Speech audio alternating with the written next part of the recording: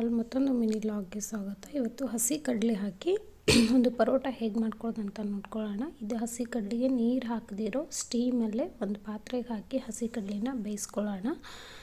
ಇದಕ್ಕೆ ನೀರು ಹಾಕದಿರೋ ಬೇಯಿಸ್ಕೋಬೇಕು. ನೀರು ಹಾಕಿ ಬೇಯಿಸ್ಕೊಂಡ್ರೆ ಸ್ಟಫಿಂಗ್ ಮಾಡೋಕ್ಕೆ ಬರೋಲ್ಲ. ಒಂದು 5 ವಿಸಿಲ್ ಕೂಗಿಸ್ಕೊತಾ ಇದ್ದೀನಿ.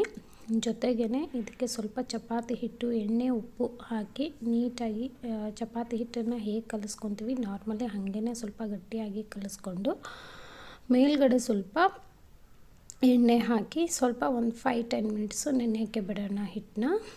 ಇದಾದ ತಕ್ಷಣ ಇವಾಗ ಸ್ಟಫಿಂಗಿಗೆ ರೆಡಿ ಮಾಡ್ಕೊಳ್ಳೋಣ. ಇವಾಗ ಏನು ಬೇಯಿಸಿಟ್ಕೊಂಡಿದ್ವಲ್ವ ಹಸಿ ಕಡಲೆನ ಅದನ್ನು ವೇಟ್ ಇಳಿದ ತಕ್ಷಣ ತೆಗೆದ ತಕ್ಷಣ ನೋಡಿ ಯಾವ ಥರ ಬೆಂದಿದೆ ಅಂತ. ಈ ಥರ ಬೆಂದಿದೆ. ಈ ಥರ ಬೆಂದ ಮೇಲೆ ಇದಕ್ಕೆ ಒಂಚೂರು ನೀರು ಹಾಕದಿರೋ ಇದನ್ನು ರುಬ್ಕೋಬೇಕು. ಗಟ್ಟಿಯಾಗಿಯೇ ರುಬ್ಕೋಬೇಕು. ಇದನ್ನು ರುಬ್ಕೊಳ್ಳುವಾಗ